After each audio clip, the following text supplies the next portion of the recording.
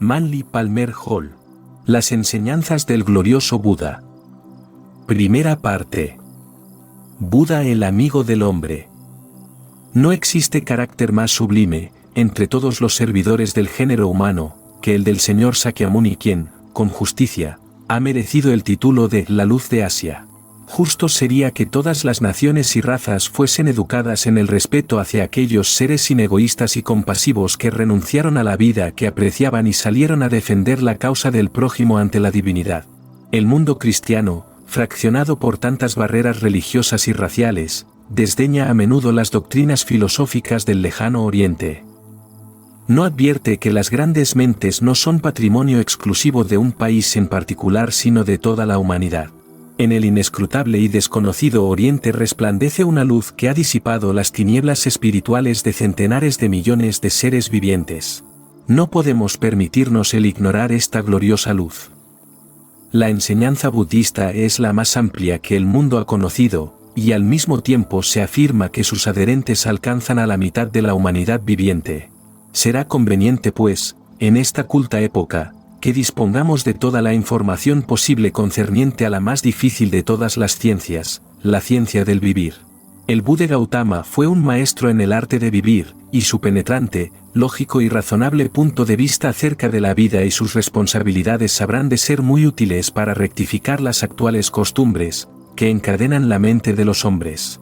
Dios actúa de modos diversos, mediante muchos recursos y en múltiples lugares. Pero si alguna vez ha existido alguien a través de quien el Todopoderoso trabajó por la causa de la comprensión humana, ese fue el compasivo Señor del Loto.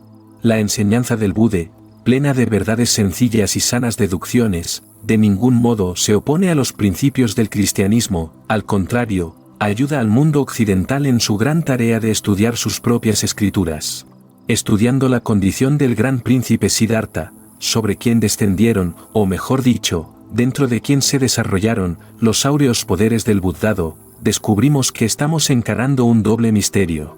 En primer término, tenemos el individuo histórico, lo hallamos luchando contra la intolerancia religiosa de su época, convertido en adalid de la causa del hombre común, y ofreciendo por igual, a los humildes y a los poderosos, la misma esperanza de inmortalidad. En segundo lugar, y paralelamente a esto, tenemos el mito cósmico relacionado con una grandiosa cadena de celestiales budes y bodhisattvas, de los cuales el humilde peregrino de dorado atuendo era el 29º. Si bien poca duda cabe acerca de que realmente vivió, el verdadero misterio del señor Gautama y su peregrinación en busca de la sabiduría yace en la interpretación espiritual de la alegoría histórica. El maravilloso iniciado, que ganara el dorado manto de la inmortalidad con su sinceridad y su devoción, demostró las infinitas posibilidades latentes en la evolucionante conciencia de cada ser. A menudo se hace referencia a Jesús como el león de la tribu de Judá, y es interesante observar que al Buda también se le adjudica el título complementario de Sakyasina, que significa león. La vida del Buda es un notable relato de altruismo, servicio y grandiosos ideales. Fue hijo de un rey, rodeado de lujo, a todo lo cual renunció para así poder salir como peregrino mendicante en busca de respuesta a los problemas del destino humano. Se cuenta que en su juventud, viendo tanta miseria a su alrededor, decidió dedicar su vida a conseguir respuesta a los tres grandes interrogantes: ¿de dónde venimos? ¿Por qué estamos aquí? ¿A dónde vamos? Esta decisión fue resultado de 4 sucesos notables, que algunos aceptan como hechos literalmente acaecidos y que otros califican de visiones que se le hicieron percibir a fin de que no pudiese olvidar el magno ministerio para el cual vino al mundo. El primero de estos misteriosos acontecimientos le obligó a poner su atención sobre el problema de la vejez, la enfermedad y la muerte. ¿Por qué envejecemos?, preguntó, pero nadie pudo responderle. ¿Cuál es el origen de la enfermedad, que súbitamente y sin razón aparente, marchita la vida y priva al hombre aún de una temporal felicidad? ¿Qué es esa forma silenciosa y fría yacente en el lecho de muerte? ¿Muere allí la conciencia? ¿Es la muerte el fin de todo, o es una liberación, un portal que se abre hacia otra mansión más allá? El joven príncipe meditó hondamente sobre esos problemas, mas no pudo hallar respuesta. Entonces sobrevino la cuarta visión, siéndole revelada la imagen de un santo, de apacible y calma faz, con la certeza de la inmortalidad en el alma. Así le fue mostrado al príncipe, con el ejemplo del humilde mendicante, que la paz y la comprensión eran la verdadera felicidad. Impulsado por las grandes necesidades de los hombres, el príncipe de la India abandonó silenciosamente su palacio y dejando atrás todo terrenal apego, marchó pobre y solo entre montes y valles del Indostán, interrogando a todos cuantos se ponían en contacto con él si podían arrojar alguna luz sobre el misterio de la vida humana. Nunca obtuvo respuesta. Los sabios argumentaron y filosofaron sobre muchas cosas, pero ninguno pudo desatar el nudo del destino humano. Mortificó su carne, y por sus ascéticas austeridades cobró gran fama de santo. Oró, ayunó y marchó rodeado de discípulos que lo adoraban por su incansable celo y su notable valor.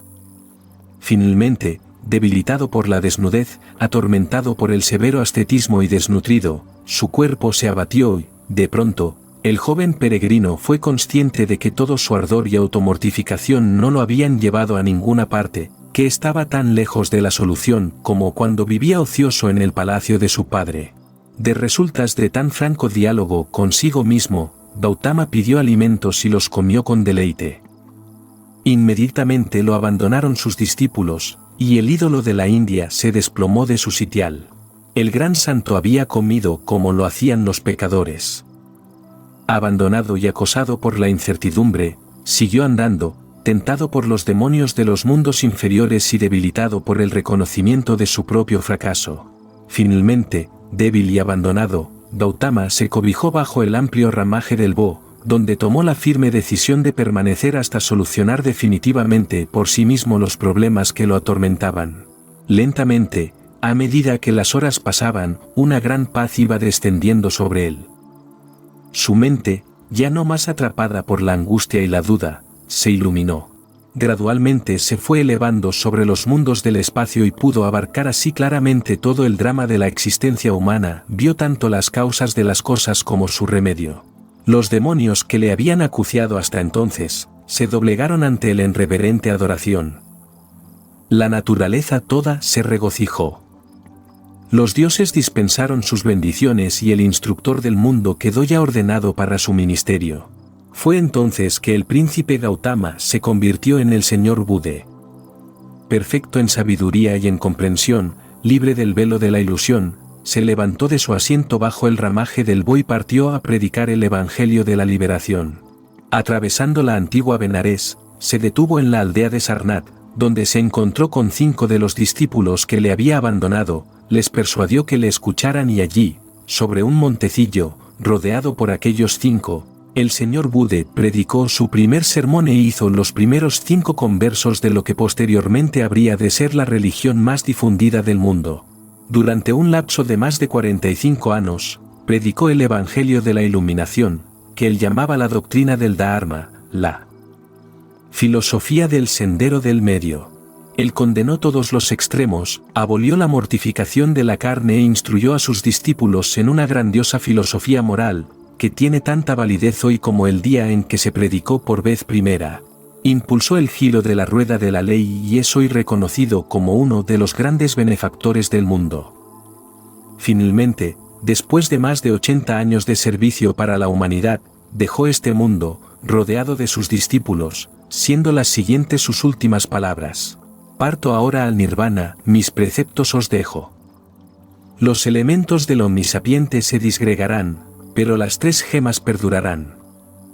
Monjes, os digo que, habiéndose de disolver las partes y los poderes del hombre, trabajéis con diligencia por vuestra salvación. Las 3 gemas son, la vida del Buda, la enseñanza del Buda y la orden del Buda. Así se cerró el ciclo de la existencia terrenal de una de las más maravillosas almas que hayan jamás luchado para emancipar al género humano de las limitaciones de la ignorancia, que vivió y confió su alma a la filosofía en la que había adoctrinado a los demás. El Buda vivió para ver a la religión fundada sobre su doctrina alcanzar una posición de influencia y poder. Se cuenta que él mismo quemó su propio cuerpo en la pira funeraria después de fracasar todas las tentativas por encenderla. Sus cenizas, divididas en 80.000 partes por el emperador Asoka, fueron llevadas a todos los ámbitos del mundo conocido, Y para contenerlas, erigieron magníficos monumentos, dagovas y torres aquellos que amaron sus enseñanzas. Baste lo dicho en lo que concierne al hombre, y consideremos ahora el espíritu del budismo, mucho más antiguo e intrincado que el humilde ser que lo manifestara entre los hombres. Bude, el compasivo, quien después de haber dominado los deseos inferiores de vivir abrió en sí mismo el ojo búdico, tal como lo relata la leyenda del árbol Bo, estableció, finalmente, que dos grandes leyes eran la verdadera clave del misterio del ser, y han llegado hasta nosotros con el nombre de ley de reencarnación y ley de karma. Se dice del mismo Bude que él recordaba más de 500 de sus vidas terrenas anteriores. Sobre los muros de uno de sus templos en Java hay una serie de relieves esculpidos en la roca que se supone representan todas sus apariciones sobre la tierra desde la época en que él era una tortuga marina. Sus discípulos gustaban tanto en señalar su grande y sincera devoción por el prójimo que aún lo reputaban como amigo del hombre en su encarnación como tortuga, al describirlo guiando hacia tierra a un grupo de marineros náufragos. Pocos son los que han merecido el título de amigo de la humanidad, pero en Oriente nadie discute el derecho del señor Buda a ser llamado el gran humanitario, el gran reformador religioso y servidor de la humanidad. Los budistas enseñan que la vida de un gran liberador tipifica un conjunto de ciertos procesos espirituales que se verifican en el cuerpo humano y ciertos aspectos de nuestra siempre evolucionante conciencia. Se ha supuesto que todos los semidioses y criaturas celestes del mundo antiguo no solamente personificaban grandes fuerzas de la naturaleza, sino que también ciertos principios fijos en la constitución del alma humana. El Buda simboliza el esfuerzo y el peregrinaje de todo buscador de la verdad, y también la interna conciencia espiritual en la búsqueda de su perdido trono y desde el cual, algún día, regirá la naturaleza del hombre.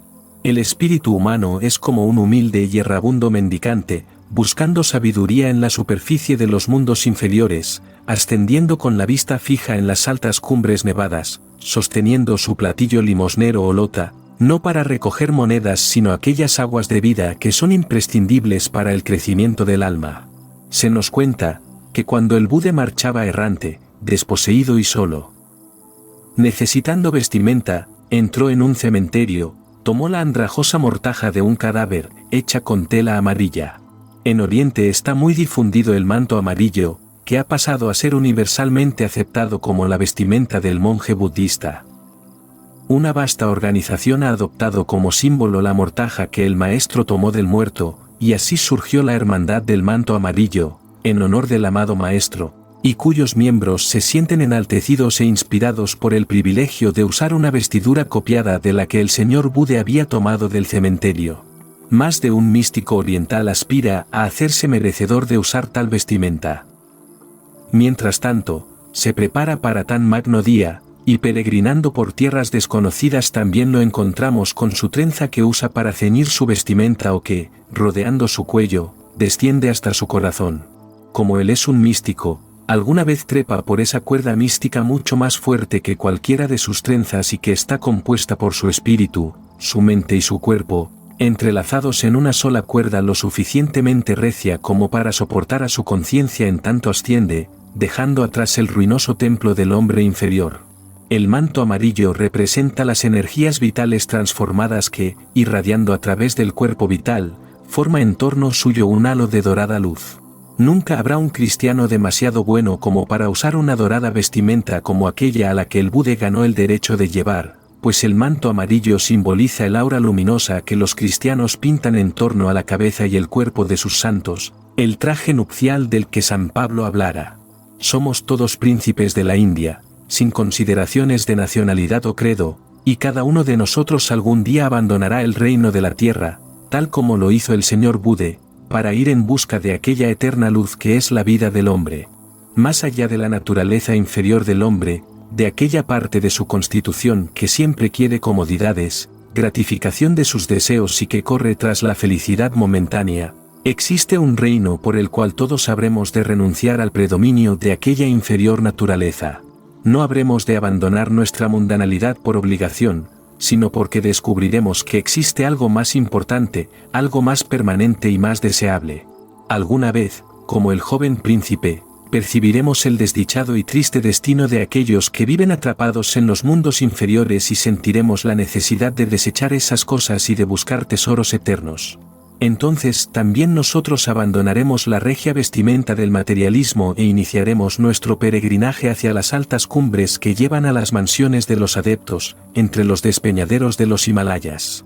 También nosotros leeremos el mensaje del loto y habiendo visto la gloria de sus flores abiertas, reconoceremos que no somos más que pimpollos esperando el tiempo en que habrán de florecer con la gloria de la despertada conciencia. Así, el Buda, aún no bautizado por el grandioso poder de la verdadera iluminación espiritual busca, bajo todos los climas y a través de todas las regiones, la respuesta al problema de la conciencia humana. Errando por las grutas de la India septentrional, fue de uno a otro adepto, pero su búsqueda fue vana, hasta que, finalmente, y dentro de sí mismo, encontró la respuesta al eterno interrogante. Su propio cuerpo, purificado por la oración y la meditación. Que en esta esfera de conciencia es servicio y cotidiano dominio de los problemas, habíase eterizado tanto que irradiaba la adorada luz interior del espíritu y aparecía como ataviado por vestimenta que ningún rey podía comprar. El gran ojo, duplicado esotérico de los órganos físicos, se abrió y le fue dado ver la respuesta de todo humano problema, respuestas que evidenciaban la divina omnipotencia y la omniabarcante guía de un Dios justo y misericordioso. Lo mismo ocurrirá con todo individuo cuando él, o mejor dicho, su foco de conciencia, reposando bajo el árbol bo de su columna vertebral, domine las etéreas y tentadoras formas que acuden a quebrar su silencio. Entonces, liberada su conciencia de los cuerpos inferiores y abierto el ojo del espíritu luego de su peregrinaje, verá el gran plan dentro del cual tiene su ser. Hace millones de años, cuando la inicial oleada de vida se agitó por vez primera sobre nuestro planeta, contemplamos la manifestación de un eterno peregrinaje que, millones de años después continuaba a través de formas que no podríamos reconocer, y millones de años en el futuro estaremos aún justificando al eterno peregrino, en busca de mayor y más plena comprensión, y en la apertura de cada nuevo ojo nos trae la certeza de otros aún dormidos y el desarrollo de cada nueva facultad nos muestra más claramente aún el gran número de facultades todavía latentes. Se dice que el Buda era llamado el león. El león es el rey de los animales, y durante muchos siglos todos los miembros de la familia de los gatos, de la cual es miembro el león, han sido considerados como sagrados. Hay dos razones para ello. La primera es que cuando el gato yace arrollado sobre sí mismo, generalmente con la cabeza tocándose la cola, y teniendo en cuenta las corrientes magnéticas especiales que circulan a través del cuerpo de un gato, se lo imaginó como un símbolo del universo y las corrientes espirituales que se desplazan en torno y a través de él. De ahí que la familia de los felinos era considerada como sagrada por los sacerdotes egipcios de Bubastis, especialmente los gatos tricolores. La segunda razón para su veneración es la facultad que se atribuye a todos los gatos de ver en la oscuridad, simbolizando entonces la visión espiritual, capaz de ver en las tinieblas de los mundos inferiores. Hay una tercera razón por la cual, tanto el Buda como el Cristo, eran llamados leones. El león es el símbolo del valor, y aquellos que carecen de valor bien pronto abandonan la gran lucha por la iluminación espiritual.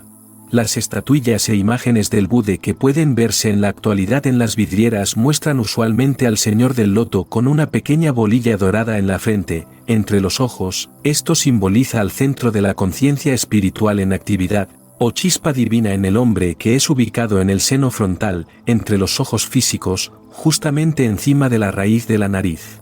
También en muchas imágenes encontraremos símbolos que vale la pena estudiar, por ejemplo, los hermosos pimpollos y flores que aparecen bordados en sus vestiduras y que representan, sin duda, los centros espirituales, activados y rotando dentro de su aura. En muchas estatuas vemos que una de las manos del Buda señala hacia arriba y la otra hacia abajo.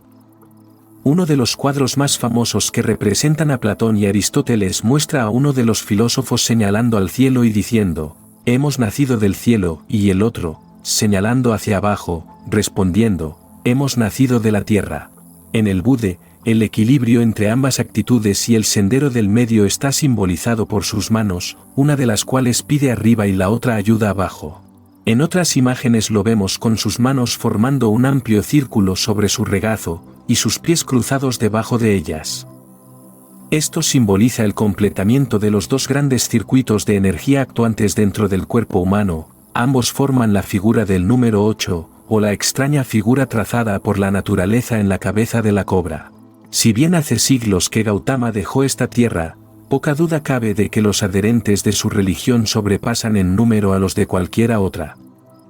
En los últimos años, numerosos cristianos han abrazado la fe budista, como resultado de una más auténtica comprensión, pues el hombre promedio no advierte que el cristianismo, como doctrina, incluye a todas las demás religiones. Mucho de la amplitud del cristianismo se ha perdido por la estrechez de algunos que se llaman a sí mismos cristianos, pero tiempo vendrá en que cada estudiante de la verdad se regocijará de encontrarla en todas partes y comprenderá que el conocimiento que un cristiano puede obtener de las religiones que precedieron a la propia, si se utiliza adecuadamente, le ayudará a ser mejor cristiano. En las enseñanzas de todos los iluminados se encontrarán muchas conexiones que han sido omitidas, o mejor dicho, ocultadas por individuos de estrecha mentalidad y sin las cuales el cristianismo resulta algo demasiado complicado para el hombre común. El Buda fue uno de los hijos de la Gran Luz, fue enviado por la Gran Fraternidad Blanca para actuar entre los hombres. Desempeñó fielmente su tarea de mensajero de los poderes de la luz, sin distinción de credo o doctrina. Todo el mundo debe rendir homenaje a esos altruistas seres que han trabajado por su mejoramiento. Pocos son los que han renunciado a tanto en nombre de la verdad como el príncipe Siddhartha, y en sus enseñanzas expuso, sin retaceos y sin temores, las verdades en que creía. Así como Jesús desgarró el velo del templo de Jerusalén y dio a toda la humanidad los misterios de la creación, así también el gran Buda, la luz de Asia, desgarró el velo del templo de Brahman y llevó a los pobres y a los humildes, a los sudras y a los esclavos, aquellas verdades que ahora se han difundido sobre más de los 3/4 del mundo conocido. Oriente lo ama por todo el bien que hizo, abriendo los portales de la inmortalidad a los pobres y a los humildes, transformando el ciclo de la esclavitud en ciclo del progreso. En épocas pasadas, los sacerdotes budistas fueron hacia Birmania, Corea, Japón, China, Java, Siam y muchos otros países, difundiendo la doctrina de compasión y de fraternidad entre millones de almas dolientes. En vez de convertir con la espada, el budismo se expandió convirtiendo mediante el amor y probó que las cosas pueden crecer en la paz y prosperar mediante la cooperación, y su fe se integra con una serie de doctrinas educativas que ayudan a los hombres a desarrollar sus propias facultades aún latentes. Cada cual debería sentir qué cosa maravillosa es ser capaz de auxiliar a los que sufren. Hoy todavía somos los peregrinos, los mendicantes, que luchan en la vida buscando la verdad. Estamos donde estuvo Gautama en la época de su gran renunciación. Ante nosotros, se extienden los dos senderos, el del egoísmo y el de la mortificación, y en medio de ellos se yergue el Señor Buda, el radiante instructor del sendero del medio, quien sabiamente se ubicó entre ambos perjudiciales extremos, practicando el desapego y la moderación. ¿Cuál será entonces nuestra elección? La Gran Fraternidad Blanca, la escuela de los grandes maestros, actúa sobre el hombre mediante sus semejantes, no por medio de ángeles del cielo, y al dedicar nuestra vida al servicio del prójimo es cuando nos convertimos en posibles canales para la transmisión del bien, permitiendo que el poder de la luz haga uso de nosotros.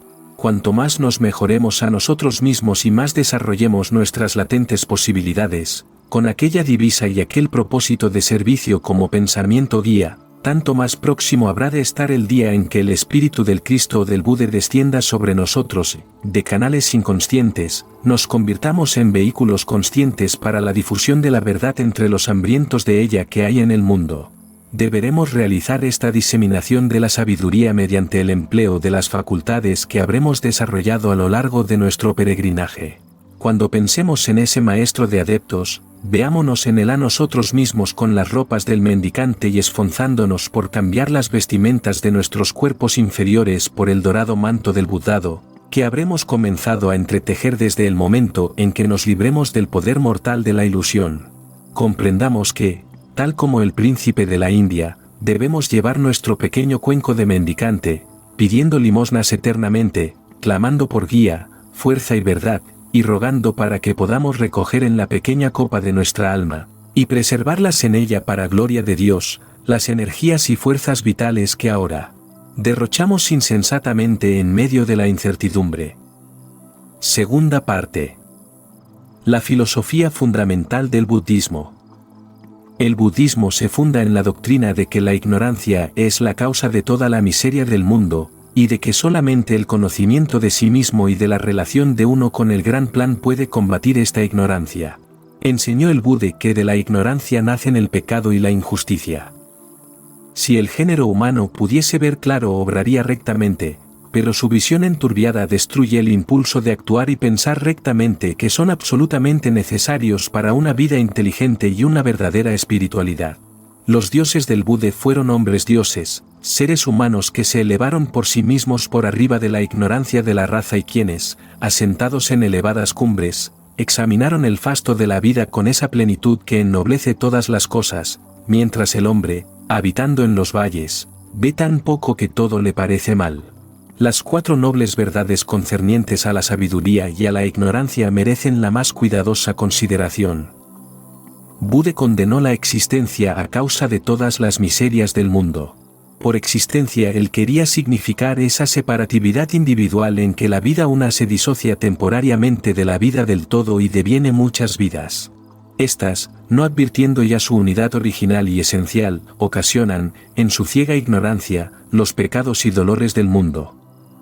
Por eso la primera de las nobles verdades es: el existir como una personalidad separada condena al sufrimiento y al dolor. El primer sufrimiento podría ser caracterizado como el anhelo de las partes aisladas por conocer el todo que ellas integran. El compuesto vehículo en que el hombre vive consta de varios cuerpos y centros de sensación y de conciencia. El Buda enseñó que todos los frutos de la sensación eran pesares, y por eso llamaba asrava a la miseria, que quiere decir excreciones provenientes del mundo de la sensación. A diario vemos en torno nuestro los frutos cosechados por quienes desean lo que no deben ni pueden tener, así como los resultados de su tendencia a eludir las responsabilidades que deberían asumir. Sabemos que en la mayoría de los casos los deseos y apetencias del hombre son la causa de su propia desgracia. También enseñó el Buda que el deseo de posesión del hombre era su mayor enemigo, porque el pensamiento y el deseo de acumular le extravían la razón y la inteligencia. Así llegamos a la segunda de las 4 nobles verdades. La causa suprema de la miseria es el deseo de poseer y conservar lo poseído. El estar apegado a algo implica sufrir en el momento de su pérdida y el despreciar u odiar algo traerá el disgusto de su proximidad. El deseo de poseer algo que está fuera de nuestro alcance normal es convertirse psicológicamente en un criminal y puede llevar al robo, la violación o el crimen. El valorizar una cosa es el punto de partida del deseo de poseerla, por eso el Buda enseñaba a valorizar tan solo al recto conocimiento, que es lo único capaz de probar la inutilidad de todo lo demás. Cuando el alma comprende la inutilidad y la transitoriedad de las posesiones se librará del deseo y habiéndose liberado del deseo habrá escapado de la red que el Rey de la Muerte arroja para esclavizar las almas humanas. Esto nos lleva a la comprensión de la tercera de las 4 nobles verdades. La liberación del dolor se logra desechando todos los deseos salvo el de recto conocimiento.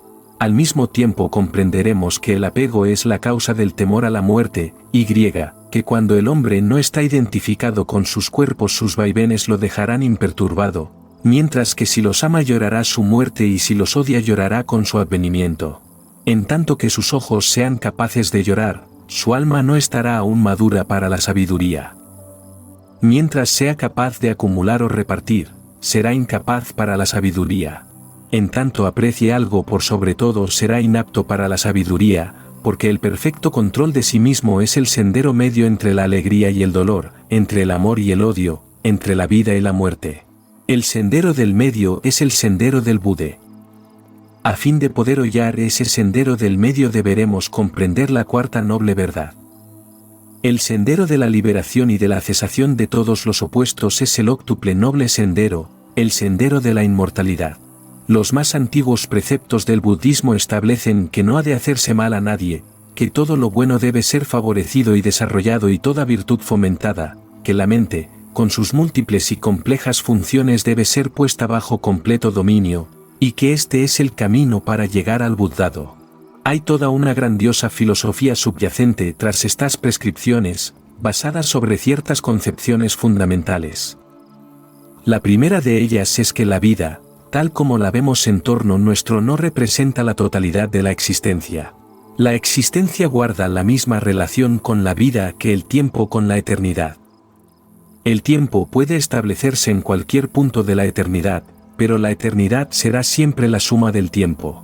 Del mismo modo, la existencia puede establecerse en la vida, pero la vida es la suma de la existencia.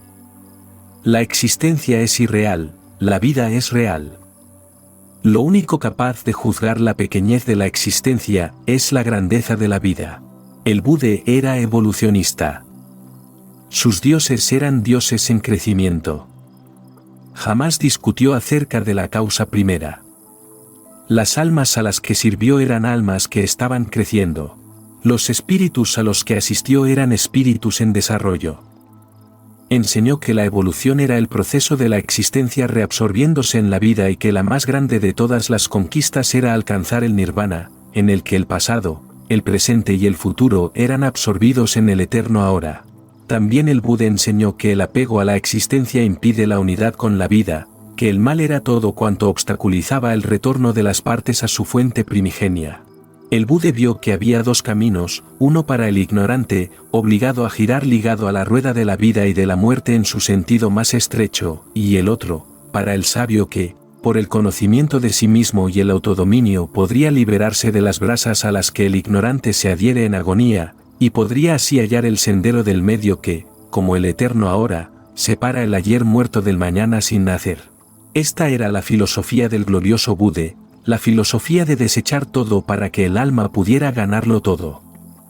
Enseñó que el deseo de alguna cosa exigía el sacrificar valiosos tesoros para asegurar el objeto deseado, que probablemente era de escaso valor y que valorizamos por el mero hecho de desearlo, y que por eso mismo el deseo destruía el sentido de la valorización, pues el deseo coloca las conquistas mundanas sobre las de la sabiduría y las personalidades sobre los principios.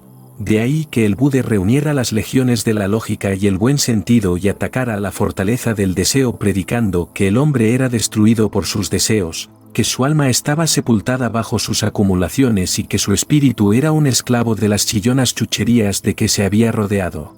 Enseñó el que el rico no tiene descanso pues ha de dormir sobre las bolsas de dinero con la espada en la mano para defenderlas, y el pobre tampoco lo tiene porque siempre es aniquilado en su tentativa de sustraer riquezas del montón del rico.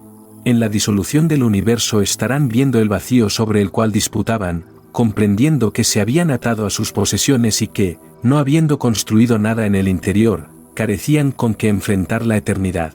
El Buda creía en la ley, fija e inmutable. La naturaleza tal como él la entendía, era buena, creciendo libre del deseo, que era su símbolo de todo mal. De ahí que la naturaleza, siendo impersonal, no tolere caprichos y no preste atención si los que tritura en el eterno rodar de su mecanismo son santos o pecadores. El Buda no prometió ninguna expiación vicaria a sus seguidores, enseñando que fuese lo que fuese Dios, amaba a todas las cosas por igual y que distaba mucho de ser indulgente con los caprichos de la humanidad. Comprendió que este globo en que vivimos y esos mundos que conocemos solo existen un instante en el espacio, que todo lo visible cambia constantemente y que, ciertamente, lo que hoy florece mañana decae. Simbolizaba, como los brahmanes que le precedieron, al mundo como un agitado océano sobre el cual la humanidad se mantiene a flote en pequeños barcos embestidos por los vientos, cada uno tratando de guiar su barca hacia algún puerto determinado. Inútil será tratar de forjar una idea de una ola porque antes de terminar su imagen, habrá cambiado y desaparecido. Así pasa con las cosas vivientes. Sería inútil tratar de colocar una señal en el mar porque no hay nada fijo sobre qué instalarla. El mar es la vida, tal como lo vemos siempre cambiante, sin repetirse jamás. Quien trate de seguir sus modalidades habrá de tener tantas en sí como el mar. Quien en ella busque algo permanente estará tras un inalcanzable fuego fatuo. Así como Jesús caminó sobre las aguas, también el Buda enseñó a sus discípulos a mantenerse firmes sobre las olas, y mediante el claro desapasionamiento de sus mentes servir a lo permanente en todo y no ser desviados por la blanca espuma y las rompientes olas que, como toda empresa humana, permanecen un instante en la cresta y luego son tragadas al fondo del mar. Soberano sobre el incesante cambio, permanente, inconmovido, el Buda estaba sentado en meditación, pues la perfecta paz y tranquilidad fueron el símbolo de su logro. Rodeado de multiplicidad de cosas, él solo permanecía consciente de una, la eternidad y la permanencia de su espíritu inmortal. Esparcidas por todo el oriente vence estatuas del Buda meditando. Su faz serena, grandiosa e inexpresiva mira hacia abajo desde elevados altares obscuramente visibles a través de las celosías de los ventanales de los templos.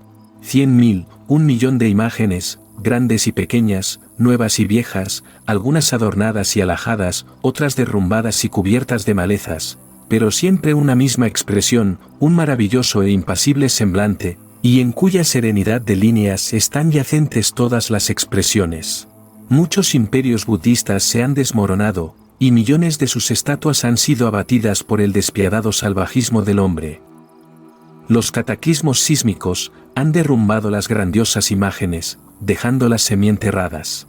Sus templos han sido incendiados sobre ellas y sus monjes desterrados, pero aún irradia paz el gran rostro, inalterado, inconmovido, indiferente al vaivén de las cosas, y habla con más fuerza que las palabras para el espíritu de fe. Si los hombres de Occidente pudiesen conocer el camino de la inmortalidad del Buda, si solamente la discordia, la agitación y la incesante confusión pudiesen dar lugar a la paz y dignidad de su antiguo sendero, viviríamos mucho más y podríamos realizar mayormente. Pero el mundo occidental está dominado por sus deseos, vive tan solo para sus sentidos materiales, diviniza la ilusión, cada alma tiene su precio en oro y plata, y los niños que vienen al mundo son educados como máquinas insensibles destinadas a llevar a la culminación el proceso de acumulación. Nunca más que hoy tenemos necesidad de sus enseñanzas, que mostraban a sus discípulos la falacia de la búsqueda mundana, y que la felicidad solo deriva de la sabiduría y que la paz es tan solo un subproducto, una de las muchas virtudes resultantes del recto vivir y tan solo de él. Vivimos en un mundo de ciclos, y a ciertos intervalos se recapitula lo que ha sucedido precedentemente. Algún día reconoceremos la necesidad del autocontrol y entonces recordaremos más cariñosamente que ahora al que tanto sufrió y tan sinceramente trabajó para transmitir ese conocimiento al mundo. La del Buda es la buena ley, porque él dice: quien no es feliz con poco no lo será con mucho, quien no aprecia lo pequeño no podrá ser cuidadoso de lo grande, a quien lo suficiente no basta está al margen de la virtud, pues el cuerpo físico vive de un día para otro y si se le proporciona lo que realmente necesita habrá tiempo todavía para la meditación, mientras que si se trata de darle cuanto desea, la tarea sería inacabable. El Buda enseña a sus discípulos a vivir no para el día solamente sino para ese gran día en que las vidas parecerán breves y los nacimientos y muertes como el oscilar de un péndulo, en que sus vicios seguirán desafiando eternamente a sus almas a menos que se los haya rectificado, a ser humildes, sencillos, modestos en todo, afectuosos para todos, no solamente con los seres humanos sino que también con las flores y los animales, a cuidar y servir a toda manifestación de vida, que la vida persiste sobre la vida, y que por eso la vida tiene una deuda con la vida, que aquellos que mueren para que otros puedan vivir no mueren en vano sino que aquellos que viven por sobre ellos usarán esa vida tan libremente dada para servir a la vida una que todo lo dio. H. G. Wells tomó al gran Buda, le arrancó sus diademas, le quitó sus doradas vestimentas, despojó a la fe de sus posteriores agregados y presentó al Buda tal como era en realidad, el simple peregrino, el corazón cariñoso, inegoísta, que paseó por la superficie del mundo sus tres grandes interrogantes, con plena conciencia de que hasta tanto no fuesen contestados, el género humano no podría ayudarse a sí mismo y colaborar con el plan que le había dado el ser. Las respuestas que él dio fueron: ¿de dónde venimos? Del pasado, de lo que hemos hecho antes, de las tareas incumplidas, de los efectos incompletos de nuestros pasados vicios y virtudes, de los pecados de nuestra carne, de las tinieblas de nuestra ignorancia, de la cadena de vidas que nos alza del cieno y de la inmundicia, del comienzo de las cosas, de la fe del Dharma, de la caída de las cosas en la separatividad, de la diversificación del uno, llevando de vida en vida el lastre del pasado siempre con nosotros, formando un extraño grupo guiado por el demonio del deseo, de nuestras faltas y caídas, danzando alrededor de nuestras torturadas almas. Así llegamos al presente, trayendo con nosotros las virtudes y vicios del pasado, impelidos por la perpetua ley desde la ignorancia hacia la unidad de la sabiduría. ¿Por qué estamos aquí?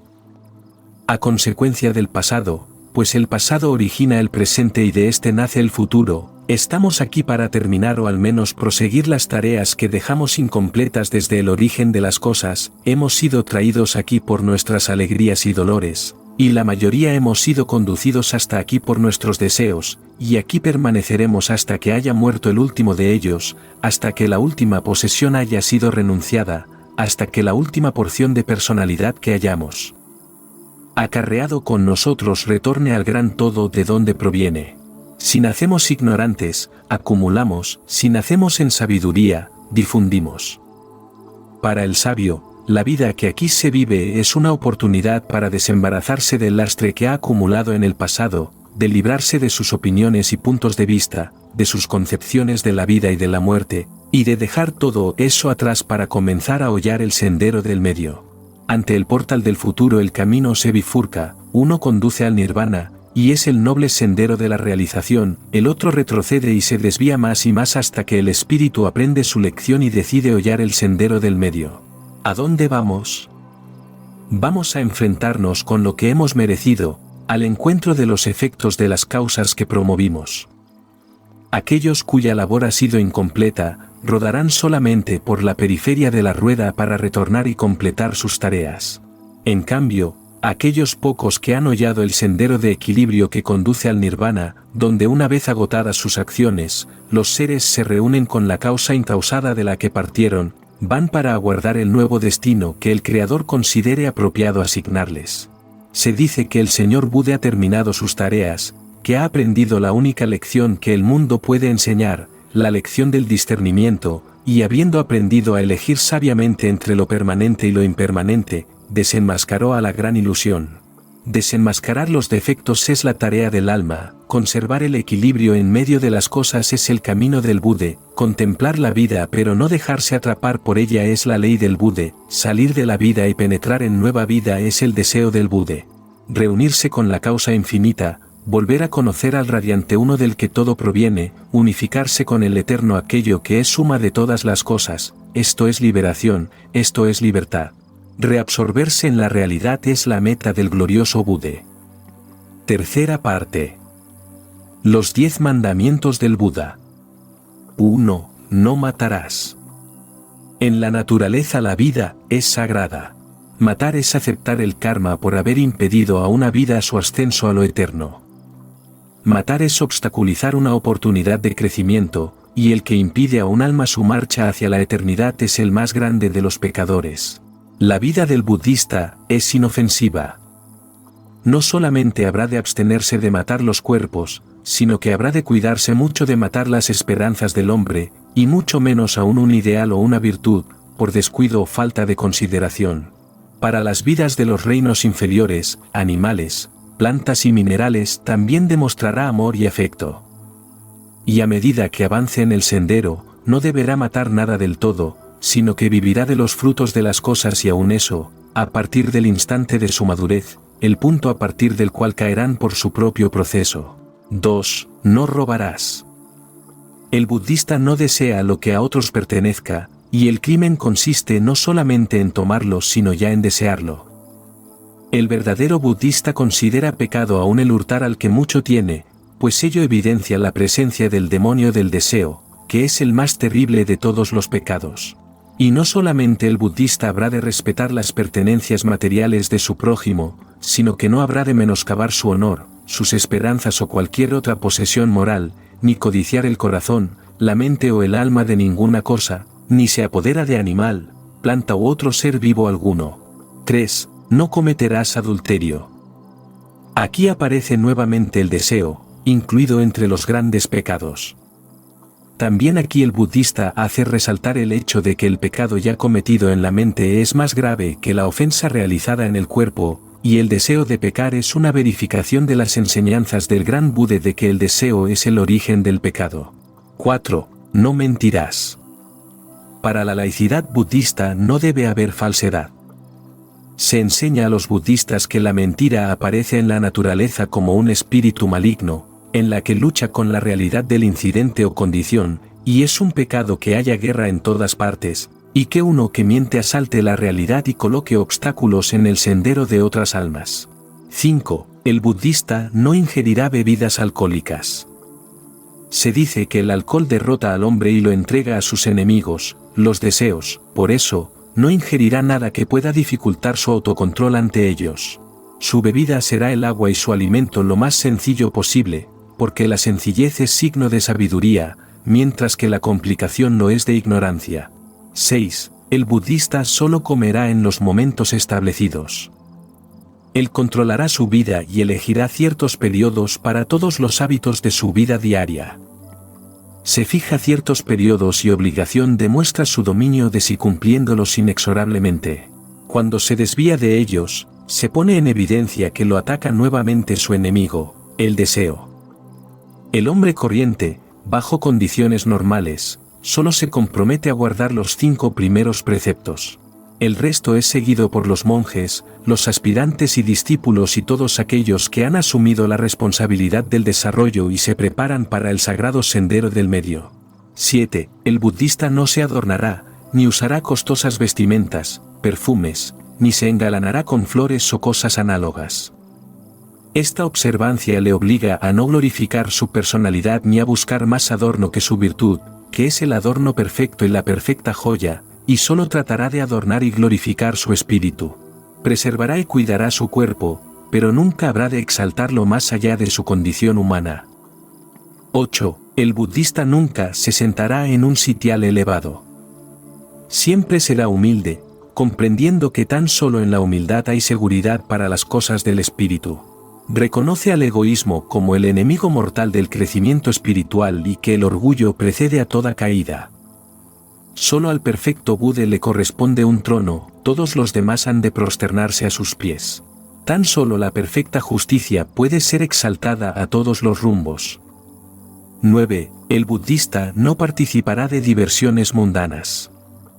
No concurrirá a presenciar aquello que excite sus sentidos o que tienda a rodearlo de un ambiente materialista, porque la seducción de la mundanalidad es capaz de hacerle olvidar su falsedad e irrealidad. Deberá permanecer solo y sereno, meditando en cosas elevadas, libre de los enredos de los sentidos. 10. El budista no tendrá ni aceptará posesiones. El aspirante busca liberarse de las posesiones y tan solo valorizará la posesión de la sabiduría, por eso lucha contra la tendencia a agregar a aquello de que trata de separarse.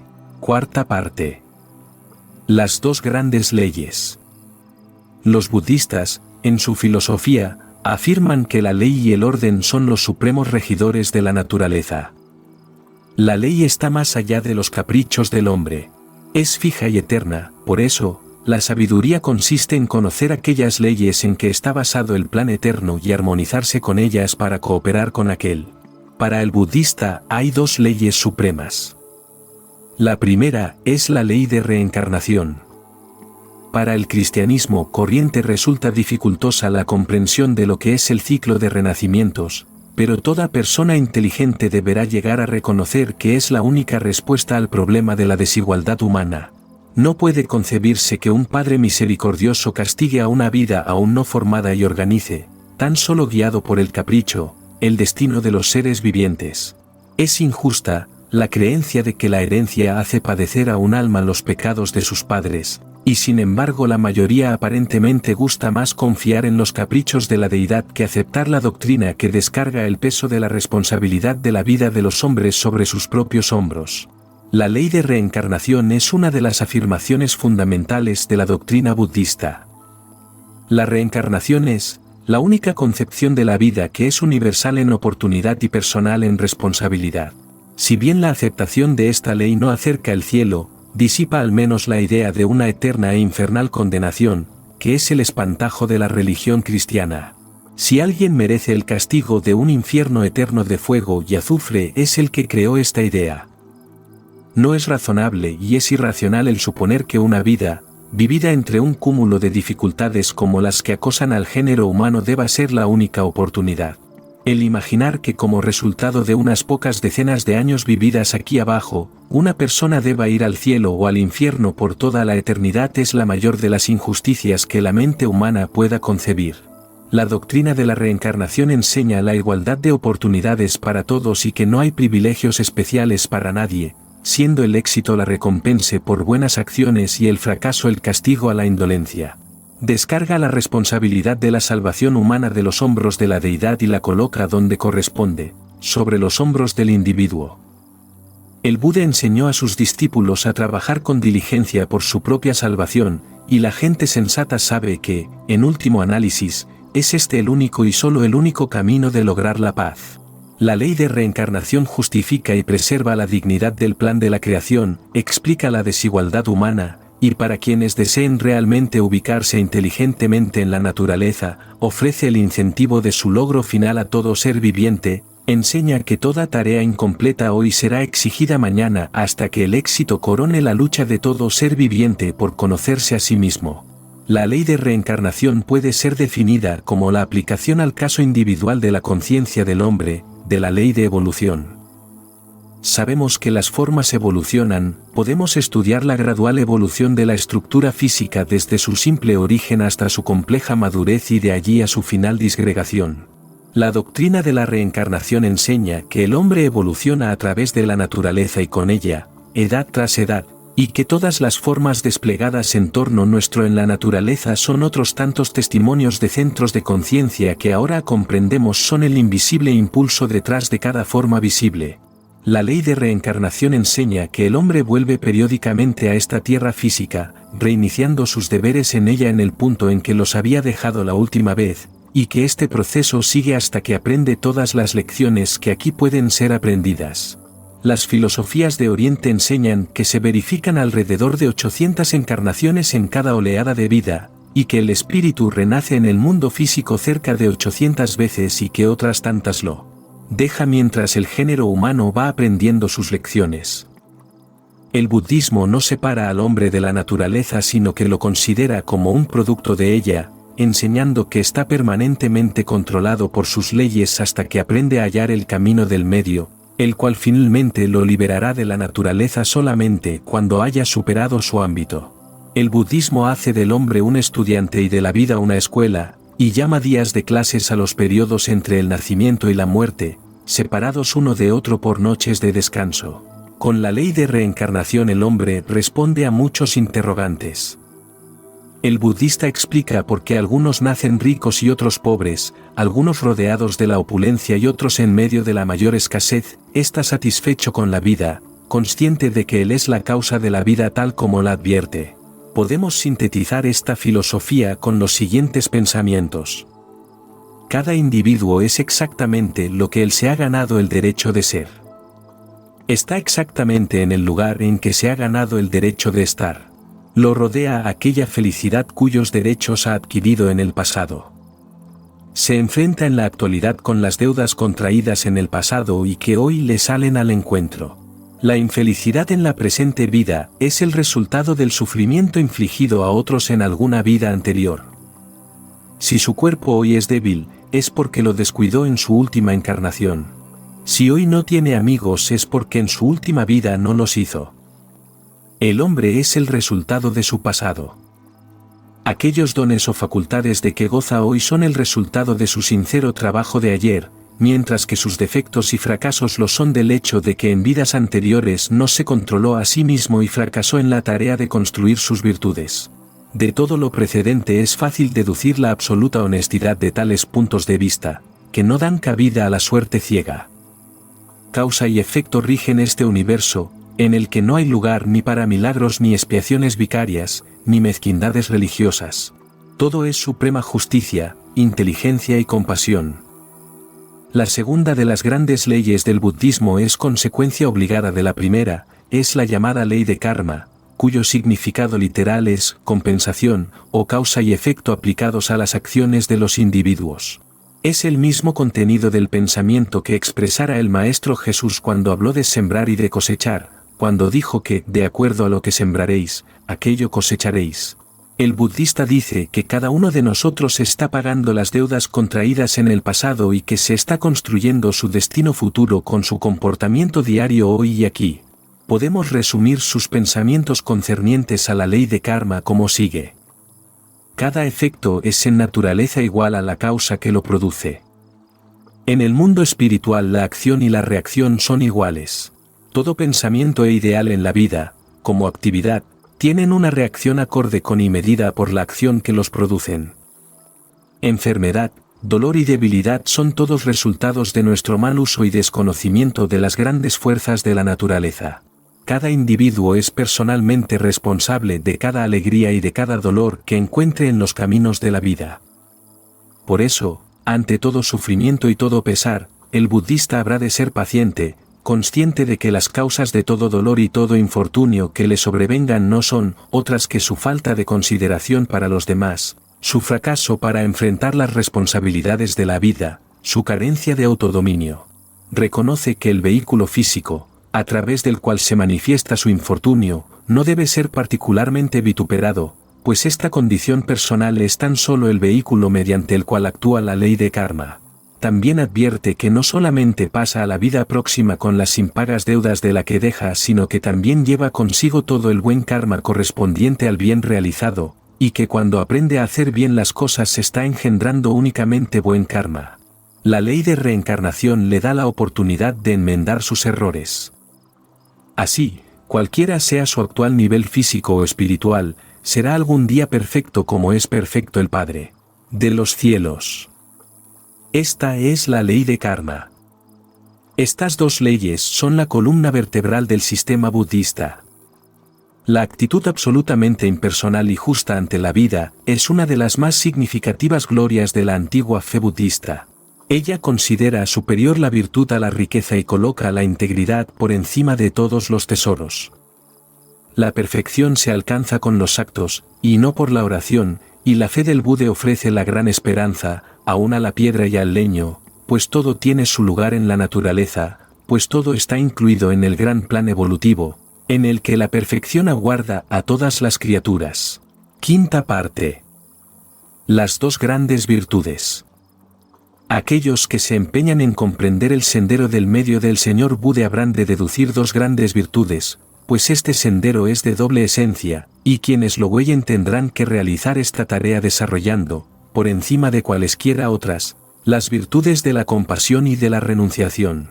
El aspirante budista busca constantemente transmutar la pasión humana en divina compasión. Comprendiendo que todas las cosas, cuando son naturalmente usadas son buenas y que son perjudiciales cuando se las utiliza antinaturalmente, busca convertir los deseos e inclinaciones personales antinaturales en las naturales bondad y consideración que deberán ser siempre los rasgos distintivos de nuestra interrelación como seres vivientes. El budista es adoctrinado en el sentido de servir a la vida, de colaborar con la vida y de reconocer la vida divina en todo. Esa vida a la que sirve es aquel invisible germen espiritual de autoconciencia que está oculto en los cuerpos incompletos de las cosas con las cuales entra en contacto. El estado de compasión va creciendo gradualmente en lo íntimo del ser del budista, hasta que solo vivirá para hacer el bien, sirviendo a la vida divina que ha aprendido a reconocer en todo, abrigará la convicción de que la más grande sabiduría es la capacidad de reconocer el bien existente en todas las cosas. Esa convicción a menudo es destruida o obstaculizada por la ignorancia y el dolor, pero el budista se ha decidido a servir a ese bien, a esa esperanza existente en todo. Podríamos definir su compasión como amor impersonal. En lugar de centrar su afección en una sola cosa, el budista la vuelca al servicio y protección de todas las cosas, y entonces se dice de él que es compasivo y sabio. Considera a las hojas de hierba y a las piedras como sus hermanos menores, sabiendo que a su debido tiempo, a través de la evolución, llegarán a ser humanos, tal como él lo es actualmente, y viendo en su mudo y doloroso testimonio las etapas de crecimiento a través de las cuales pasara su propia alma, las considera con cariño y las asiste en sus necesidades. Luego se vuelve hacia el sol, la luna, las estrellas y los invisibles devas, anhelando el día en que será como ellos, refulgente luz en los cielos. Aprende que toda forma de vida evoluciona y que servirá mejor a las cosas cuando coopere con esa evolución. De este modo, sin malicia para con nadie y caritativo con todo, reconociendo en toda diferenciación la presencia de la vida una en una determinada etapa de su peregrinación, también aprende no a juzgar ni criticar a las cosas sino simplemente a amarlas y servirlas sin egoísmo y sin reserva. Su fe le hace ver que cuando ama a todas las cosas como propias y a las propias como a todas, las frágiles humanas emociones ceden su lugar a mayores y divinos sentimientos. El budista sabe que cuanto más impersonales son sus sentimientos, más semejantes serán a los de Dios, porque Dios ama a todas las cosas por igual y que, mientras no personifique a Dios, creerá en su omniprotectora presencia, que representa la culminación de la sabiduría y de los verdaderos sentimientos. Tales fueron las enseñanzas de su Señor de compasión y Maestro, y a ellas rinde reverencia. La segunda gran virtud que debe adquirir el budista es la renunciación. Debe renunciar al yo, debe renunciar a la posesión de un yo, debe renunciar a la personalidad y a las creaciones de la personalidad, porque todo eso son causas de dolor, todas esas cosas ciegan los sentidos y atan la conciencia a la rueda de la vida. Su ideal será apartarse totalmente del mundo material y de sus leyes hasta que, viviendo en él solo como una criatura física, exista tan solo para el bien que está a su alcance realizar. Cree que será feliz únicamente si se olvida de sí mismo y que su alma no alcanzará la paz. Hasta que él está tan ocupado auxiliando a los demás que ya no pueda pensar en sí mismo. Cree que todos los vicios nacen de la ociosidad, todos los sufrimientos del amor y del odio y que todos los desastres se derivan de la acumulación excesiva de bienes materiales. Renuncia al mundo tratando de atravesar el velo de la ignorancia humana elevándose por encima de todas las cosas que encadenan a los sentidos e insensibilizan al alma. Si quien ha renunciado a todas las cosas también ha renunciado a la facultad de perderlas, ¿cómo podremos ser felices con ese sentimiento de pérdida? Pues porque no siendo dueño de nada, no poseyendo nada, no deseando nada el hombre es el amo de todas las cosas, porque no deseando nada es dueño de todo cuanto pudiera desear. Debe tenerse muy en cuenta que estas concepciones budistas no han de ser aceptadas tan solo intelectualmente, porque la mera aceptación intelectual de las mismas es tan útil como un libro sobre alimentación a un hambriento. Tan solo cuando se convierten en realidades conscientes es que realmente cumplen con su finalidad. El hombre no puede aprender solamente aceptando cosas sino únicamente siendo tales cosas. Como diría el budista, no soy egoísta y no puedo, por tanto, ser ofendido, no me resiento porque soy libre de pasiones y deseos, los celos no pueden hacer presa de mí porque no amo unas cosas más que otras, como soy libre del afán de posesión no me aflige la pérdida de algo, ni la crítica ni la gratitud me acongojan, porque sirvo a todas las cosas por amor a ellas mismas y no con la esperanza de recompensa alguna. Por todo ello, no sufro ni tampoco soy feliz, porque la felicidad no puede existir sin el sufrimiento ni el sufrimiento sin la felicidad. Me afirmo en el sendero del medio, entre ambos extremos, y permanezco sereno, dignificado e inconmovido, pleno de una paz que sobrepasa toda comprensión, calmo y seguro en el conocimiento de la inmortalidad, libre del tormento de los apetitos, de las limitaciones de los sentidos, de la esclavitud de la mente, y de la incertidumbre de la ignorancia. Tengo aquello tras lo cual se afanan los hombres, la cesación del dolor y el despertar de la plenitud. Firme en la determinación, todo me pertenece porque nunca lo reclamo, y no reclamándolo, nunca mi posesión me es disputada. Sexta parte. El noble óctuple sendero. Son estas las santas perfecciones o senderos de iluminación tal como las transmitiera el 3 veces bendito Señor del Loto a sus discípulos, congregados a sus pies, y que conciernen a aquellas cosas que conducen a la cesación del sufrimiento, al fin del dolor, a la vida plena y a la liberación de la rueda. Son los pétalos del sagrado loto que, floreciendo uno tras otro, revelan el áureo corazón, la perfecta ley. La primera virtud del noble óctuple sendero es la recta creencia. Si alguien tiene un punto de vista sano respecto a la vida, será todo lo relativamente feliz que puede ser una criatura que encierra en sí mismo el elemento de la ignorancia. En cambio, es imprescindible para el progreso del alma humana el tener un punto de vista normal de la vida, y una concepción correcta de la relación de nuestra pequeña vida en la carne con nuestra gran vida en el universo. El mundo está lleno de gente morbosa y neurótica que todo lo ven sombrío, lleno de corazones quebrantados y de seres desilusionados, de hombres y mujeres disconformes con la vida, prestos a abandonar la lucha por sentirse demasiado débiles ante lo aparentemente inevitable.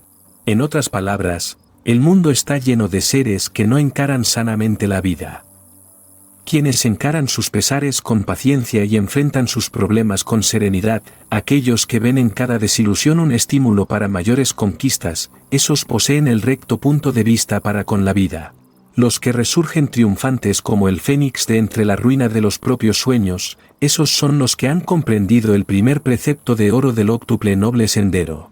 Recta creencia en sí mismo y en los demás, un punto de vista que no sea ni de censura ni de aspereza, ni crítico ni impertinente, pero siempre confiado en el triunfo final del bien, apoyando siempre a las fuerzas del bien, tal es el recto punto de vista y la recta creencia. La segunda virtud del noble óctuple sendero es la recta aspiración. Recta aspiración significa que aquello a que aspiremos sea valioso para nosotros. Tienen recta aspiración aquellos que aspiran a la sabiduría suprema, al máximo bien, al pleno desenvolvimiento de la propia naturaleza, a una más estrecha unión de las partes al todo en sí mismos, a una clara visión de que siempre debe discernirse lo verdadero de lo falso, lo permanente de lo transitorio, lo superior de lo inferior. También aspiran rectamente quienes buscan controlarse a sí mismos, coordinar sus facultades individuales, liberarse de los apegos, educarse, desarrollarse e iluminarse acerca de ellos.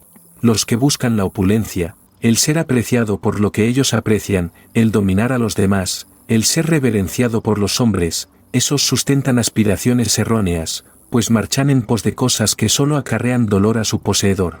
Es recta aspiración el buscar la verdad y el dominio de sí mismo, con sus principales frutos la virtud y la compasión. Tales las enseñanzas del glorioso Buda. La tercera virtud del óctuple noble sendero es la recta palabra. Recta palabra significa que ha de cuidarse que no salgan por los labios sino palabras de estímulo, amabilidad y servicio. Es un pecado el mucho hablar, así como el pronunciar palabras hirientes o de crítica. Ninguna argumentación producirá sabiduría ni la discusión verdad alguna. Que nuestras palabras sean pocas y amables, bien escogidas, y dichas en voz no muy alta, que ellas sean para glorificar al Gran Uno, como un incienso que asciende hacia el Altísimo. Que nuestra lengua predique un evangelio de bondad y compasión. Utilizar la boca para la murmuración ociosa, la difamación y la calumnia es el peor de los pecados, pues todo eso son ofensas para los oídos de Dios. El que usa su lengua como espada será cercenado por su misma arma. Antes al contrario, que trate de imitar al Señor Buda, cuyos labios de loto, al abrirse, eran como vida para el hombre, y cuyas palabras eran como perlas para ser atesoradas y reverenciadas todos los días por todas las generaciones. Esta es la recta palabra, la de palabras que deben ser guardadas en el corazón de quienes las oyen y adoradas en el alma de aquellos que las pronunciaron, y que suenan para el alma como suave murmullo de aguas que fluyen tranquilas, puras e inmaculadas. La cuarta virtud del noble óctuple sendero es la recta conducta. El aspirante a la sabiduría se destaca entre sus semejantes por su conducta, por la sencillez de sus modales, por la gracia y la dignidad de su alma que irradia esplendorosa a través de su cuerpo, cualquiera sea la conformación de éste, jamás se muestra ruidoso ni apresurado, y por cada palabra que pronuncia escucha 12. Nunca descortés ni ofensivo porque no olvida su relación con quienes lo rodean, ni la amabilidad que se les debe. Cuando es el anfitrión es considerado con sus invitados y cuando es el invitado es considerado para con su anfitrión. No hiere los sentimientos de nadie, pero predica el evangelio del sendero del medio con la gracia y la belleza de su espíritu. No participa de discordias ni conflictos, ni se inclina ni a favor ni en contra. Careciendo de prejuicios, no tiene ni posición ni egoísmo que defender. Sereno, sencillo y pacífico entre los combativos, callado entre los locuaces, equilibrado entre los excitados, viviente entre los muertos, huella el sendero del medio sin desviarse siquiera un instante. Quien controla su lengua, su mano, su pie, su mente y su corazón, ese no puede sino obrar rectamente. La quinta virtud del noble óctuple sendero es la de que cada uno debe adoptar un recto medio de vida. Al discípulo le está vedado emprender toda actividad contraria a sus principios, porque éstos no pueden mantenerse cuando se los enfrenta unos a otros. Si mentir le es violento, no emprenderá nada que requiera mentir. Si para él nada significan ya los oropeles, debe abstenerse de usarlos. Si no aprecia ni el comprar ni el vender, no debe acudir a medios de vida que impliquen violencia contra esta su concepción de la vida. Ningún individuo sincero, independientemente de sus creencias, será capaz de tener dos morales, una para sus negocios y otra para su vida privada, una para con el prójimo y otra para consigo mismo. Tener dos patrones de medida es como no tener ninguno. Por eso, recto medio de vida significa que cada cual ha de adoptar un trabajo acorde con los principios que busca desarrollar dentro de sí mismo. Recto medio de vida implica también recta forma de vivir, recta alimentación, recta vestimenta, recto medio ambiente, recta armonía entre la vida privada y la vida externa. Todo esto es previo y necesario para que pueda brotar la sabiduría en el alma, porque ella es una perla inapreciable y nadie puede conquistar este incomparable tesoro sino después de las más grandes luchas. No es fácil ser firmes, pero tan solo los firmes pueden aspirar a la sabiduría, porque firmeza y sabiduría son sinónimos. La sexta virtud del óctuple noble sendero es el recto esfuerzo. Todo se logra como resultado de un esfuerzo.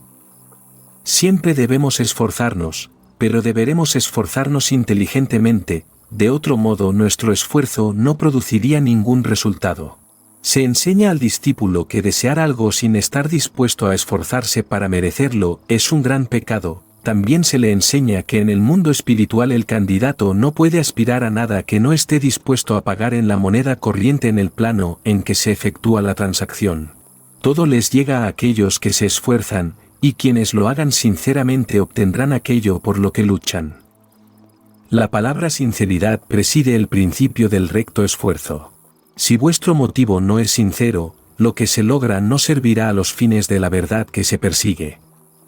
Al discípulo budista se le adoctrina en el sentido de que debe ser sincero y honesto, y que toda otra clase de intención que no sea sincera y honesta es fatal. Si desea poder para imponerse a los demás, no es sincero, y cualquier forma de poder que adquiera solo servirá para perjudicarle, pero si lo que desea es inteligencia para emplearla en ayudar e iluminar a los demás, entonces es sincero y obtendrá todo el poder que no desee para sí mismo. El sendero del medio es el sendero de la sinceridad, en el cual la mente y el corazón se esfuerzan juntos para construir el carácter. Recto esfuerzo es hacer lo correcto, porque es lo recto, es tener recta intención, y todo es bueno o malo según la intención que a ello nos impulsa. La séptima virtud del óctuple noble sendero es la recta atención. Al discípulo se le enseña a estar siempre atento. La tarea de la mente es estar siempre alerta, anticiparse a las necesidades de los demás y en meditar acerca de las necesidades del yo superior. Es tarea de la mente el discernir entre necesidades y deseos y quien pueda hacerlo será verdaderamente sabio. Cuando se ha alcanzado el dominio de la mente, todos los pensamientos son buenos y la vida será inofensiva. Más de un pecado es cometido primero en la mente de alguien que es lo suficientemente fuerte como para no materializarlo pero cuya pensamiento, como cosa animada, se introduce en la mente de otro que es débil. Este comete el crimen, pero ¿quién es el verdadero culpable? La ley no puede responder, pero el místico sabe que quien condena es uno en cuya mente el mal pensamiento nació primero. La cortesía, la amabilidad, la consideración de las necesidades de los demás son virtudes de la recta atención, y ellas contribuyen en gran medida a hacer del mundo un lugar más habitable, porque grande es quien puede poner en orden la casa de su mente y puede expulsar a los mercaderes y prestamistas del templo de sus pensamientos tal como lo hizo el Maestro Jesús con los del templo de Jerusalén. La mente es siempre crítica, destruye, diseca y analiza, buscando constantemente las diferencias, y esto no está bien. La recta atención se cimenta en aquello que todos tenemos en común, erigiendo con la fuerza de sus pensamientos, la concepción espiritual de la fraternidad, que alguna vez habrá de imperar en la tierra. La octava virtud de noble óctuple sendero es la recta meditación. En realidad esto pertenece a las prácticas místicas y ocultas de los budistas tanto como a aquellos periodos de la vida durante los cuales el alma se repliega para habitar en el silencio y en las profundidades de su propia naturaleza. En el mundo occidental son pocos los que se atreven a penetrar en el templo de la soledad porque sus vidas son tales, que los pensamientos son sus enemigos en lugar de ser sus amigos. El mal que han causado, los fracasos que han tenido, se atropellan cual cortejo fantasmal en cuanto hay un poco de silencio en sus mentes. Los temores futuros son una obsesión, y los del pasado una abrumadora marea. De ahí que viven en un deplorable torbellino de falsedad para escapar a los pensamientos que los asaltarían si estuviesen solos. Los budistas enseñan que hasta que el hombre no pueda encarar sin temor su propia vida, meditar sobre sus propias acciones y esforzarse honestamente para que éstas sean correctas, no estará preparado para el sendero del medio. Meditando acerca de la realidad con exclusión de todo lo demás, con el ojo de su alma abierto revelándole el espíritu de todas las cosas, el glorioso Buda entró en el nirvana. En menor escala, cuando el discípulo se sienta para su diario coloquio consigo mismo, tan necesario para el verdadero desarrollo del alma, se separa, por un instante, de su cuerpo y mente, y considera el conjunto de sus acciones, marchando así desde la sombra de lo temporal hacia la luz de lo eterno, siendo estos aquellos anhelados instantes de la jornada en que, a pesar de estar rodeado de dificultades, se aparta del mundo en el estado de equilibrio interior habitual del monje, morando en él. Espíritu del Buda, la eterna luz. En esto consiste la recta meditación, en que el espíritu humano debe ubicarse por un instante en la cumbre y contemplar desde allí todo su universo. Separado por un momento de sus gustos y aversiones, de todo cuanto es personal, verá con nitidez la finalidad de todas las cosas.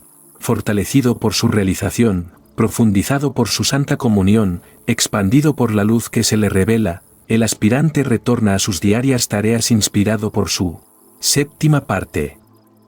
El nirvana, culminación de la extinción. La mayoría de los occidentales que estudian la literatura de Oriente llegan a conclusiones erróneas en lo que se refiere a la doctrina oriental del nirvana. Se lo ha interpretado como queriendo significar el fin de las cosas, pero no es este su significado intrínseco. El del destino final del alma humana es uno de los problemas acerca del cual poco es lo que en forma definida puede decirse. La mente humana parcialmente desarrollada como hasta el presente, es incapaz de pensar o siquiera de especular inteligentemente acerca de las finalidades últimas. A la mente le es filosóficamente imposible conjeturar con éxito o inteligencia fuera del dominio de lo conocido, por eso es que cuando creamos imágenes mentales acerca del futuro nos vemos obligados a pintarlas con los colores del presente. Cuando especulamos acerca de lo infinito debemos hacerlo en términos de lo finito, y así, nuestras especulaciones, en lugar de llevarnos a los dominios de lo infinito, lo único que hacen es traer lo abstracto dentro de la existencia limitada que corresponde a nuestra área de acción. El nirvana, el fin de todos los comienzos, es la meta final del budista. Implica mucho más que un cielo. Es una condición de absorción, un estado de eliminación de lo personal en el cual lo múltiple es reabsorbido en el uno. Muchos arguyen que esta absorción final es contraria a la ley del eterno progreso y que hace de la vida algo inútil, pues se preguntan, ¿para qué se nos dio una inteligencia si finalmente hemos de perderla? ¿Por qué hemos de sufrir experiencias y luego la memoria, como facultad de recordarlas, habrá de ser destruida? Aún muchos budistas no comprenden cabalmente la doctrina del nirvana, porque ella implica un estado tetradimensional de conciencia que no puede ser conceptualizado porque carece de análogos o paralelos. La doctrina puede expresarse como sigue. Después que cesa el giro de la rueda de nacimientos y muertes, y la evolución lleva al espíritu del hombre hasta el punto en que absorbe en el yo todo lo que el no yo pueda dar y extrae del mundo objetivo todas las lecciones de la existencia, queda libre del ciclo de la existencia, porque en la inherente naturaleza del espíritu no entra ninguna de aquellas facultades o funciones concretas que lo aferran a los planos de la manifestación objetiva. El hombre es un complejo, y sus partes principales son el cuerpo y el espíritu. Gradualmente el cuerpo se va transmutando en cualidades anímicas, las que a su vez son absorbidas en la naturaleza espiritual. Cuando este proceso de transmutación se completa, el individuo deja aquellos planos de la naturaleza que existen para quienes todavía se debaten en su naturaleza material, y se incorpora a los mundos de naturaleza espiritual. El espíritu es tetradimensional, interpenetrante, está en el centro de todas las cosas y es a la vez la suma de todas ellas, su centro no está en parte alguna y su periferia en todas. El individuo desaparece como personalidad cuando sus cuerpos inferiores, que originan la ilusión de la existencia de una personalidad separada, son transmutados en cualidades del alma, y deja a su vez, de existir como individualidad cuando la mente es absorbida en la naturaleza espiritual. Si bien han desaparecido aquellas características por las cuales era posible reconocer tal individualidad, su naturaleza espiritual no es ni interferida ni perjudicada. Quienes han entrado en el nirvana no han cesado de ser unidades de conciencia, pero a semejanza del universal espíritu en que moran, han expandido su conciencia a todo el ámbito espiritual, y como resultado de ello se unifican con el núcleo espiritual subyacente en todas las criaturas. El espíritu que ha logrado tal grado de desarrollo no aparecerá ya más en el mundo como una personalidad. No tendrá discípulos, no predicará. Podríamos decir más bien, que predica a través de todos los seres, pues se manifiesta desde el núcleo de sustancia espiritual residente en todas las cosas, convirtiéndose en un poder benefactor en el universo y en una aspiración en el alma de cada cual. Por eso, continuará como un principio, y sus realizaciones se convierten en el anhelo de realización en la vida de todas las cosas. Tal será alcanzado el aniquilamiento como hombre o como mujer, pero como un espíritu divino recién ha encontrado la oportunidad para un magno servicio. A menudo repetimos la frase de «El Cristo en vosotros, la esperanza de gloria». Se enseña en Oriente que cuando uno de nuestros hermanos mayores alcanza el nirvana y cesa como personalidad, deviene un gran impulso para la vida de todas las cosas, incrementando en cada criatura el poder de alcanzar lo que ellos han alcanzado y la capacidad de cada alma dándole el fruto de su propio crecimiento espiritual. Por eso se dice que el espíritu muere para el mundo de los efectos al alcanzar el buddhado y nace en el mundo de las causas, para formar parte integrante de aquel gran océano de inmortalidad que llamamos espíritu, o gran océano de cristal ante el escaño de la divinidad. La vida no cesa, el individuo pasa, así como la evolución enseña que el individuo alguna vez habrá de fragmentarse en un sistema solar hecho de millones de partes, al unificarse con la vida y el espíritu de cada una de esas partes. Así también se enseña que en la consecución del nirvana la personalidad es fragmentada en millones de partes que se convertirán en partes de la personalidad de la naturaleza, pero que aún son una conciencia, así como Dios es uno pese a la existencia de millones de sus partes. Al alcanzar el nirvana el espíritu llega a una etapa en que puede ser dividido en millones de partes y sin embargo seguir siendo uno. Tal es el nirvana de Oriente, que el individuo participará de todas las cosas, que llegará a ser un estímulo interno para la realización del alma de todas las cosas, un impulso dentro de la naturaleza de las cosas, una voz clamando en el desierto del mundo, intercediendo, desde lo íntimo de quienes aún actúan en sus cuerpos inferiores, para que puedan unirse a aquella corriente ascendente que siguiendo el sendero del medio desemboca en la conciencia de la unidad al perder su ilusión de separatividad. El nirvana, el final de todo cuanto tuvo un comienzo, es aquel punto en que el hombre se reunifica con el yo, consciente con la conciencia del yo, y consciente más allí del dominio del yo. Om Mani Padme Hum.